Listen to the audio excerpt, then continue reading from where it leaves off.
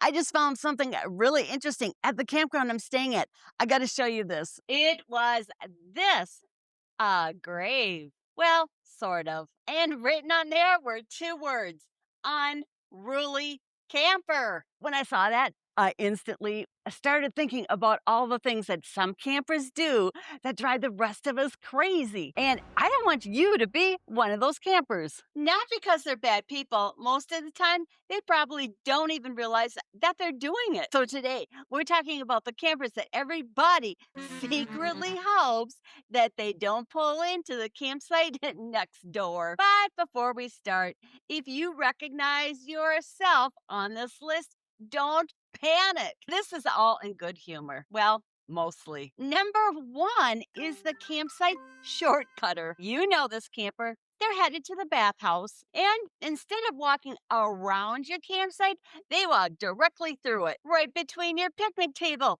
and your camper. Sometimes they're so close that you feel obligated to offer them a roasted marshmallow. Honestly, when I first started camping, I thought that people over exaggerated about this unwritten rule. Then it happened to me repeatedly. And then immediately I understood. Your campsite is, well, basically your temporary living room. Nobody would cut through your backyard with a bag of ice and a beach chair. So please don't cut through someone else's campsite either. As we go through this list, keep track of the ones that drive you the craziest. And then let me know in the comments if I missed one. Number two is the unleashed dog owner. Now, before anybody gets upset, you all know that I love dogs. In fact, Thor is sitting right here beside me, taking a little nap. And Thor, he's my camping buddy, but he's not perfect. Far from it. Here's the thing: when an unleashed dog comes charging at Thor and me from another campsite, I have absolutely no idea whether that dog is friendly or not. But every dog owner, they always say, oh, he's really friendly. Well, that's great, because by the time I find that bit of information out, my heart rate is already up to 140. And at my age, I don't need that kind of excitement. I've had plenty of encounters over the years to know that not every dog at a campground is friendly. So please leash your dog. Not that your dog is bad, but because no one else knows that. Oh boy. Number three is nature will take care of it, dog owner. Because apparently some campers believe that dog poop is actually biodegradable magic. It's not. I love Thor, but if Thor is leaving a little present, I'm picking it up immediately, because nobody wants to be walking back from the shower house just to find a surprise or present that was left behind, especially for us who love to go barefoot. Enough said about this one. Number four is the Barky Dog Camper. And this one, it hurts a little because Thor used to be this dog.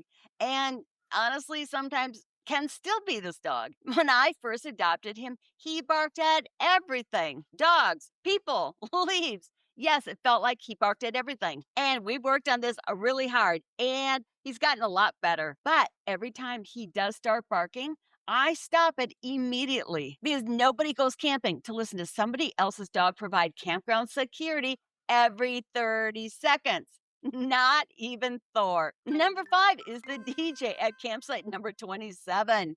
This camper believes that everybody should be enjoying their music, whether they ask for it or not. Now, please don't get me wrong, because I really do enjoy music. But if I'm sitting around a lake listening to loons, I don't necessarily want those loons to be accompanied by polka or country music or heavy metal. Especially heavy metal. Headphones exist for a reason. Number six is the loud camper. Because here's the thing: some people, they don't even need music, because they are the music. You can hear their entire conversation from 3 campsites away. Sometimes you know their life story before breakfast, their medical history by lunch, and their political views by dinner. One thing I've learned is that voices, they carry much further than people realize when they're at a campground, especially once things quiet down at night. Oh boy, number 7 is the floodlight camper. Yes, some campers, they want to transform their campsite into what looks like the grand opening of a holiday light show. Every exterior light, every awning light, every decorative light,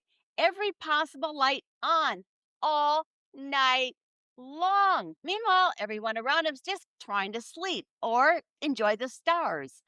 If astronauts can identify your campsite from orbit, you might be overdoing it. Number 8 is the generator camper. Now, this one, it's a little tricky. Sometimes people, they genuinely need generators. I understand that. But there is a difference between running a generator when it's absolutely necessary and turning one campsite into the campground's power plant. I've actually pulled into campgrounds before and immediately left because generators were running everywhere and they're noisy. If you need one, use it respectively. Your neighbors will appreciate it. Number 9.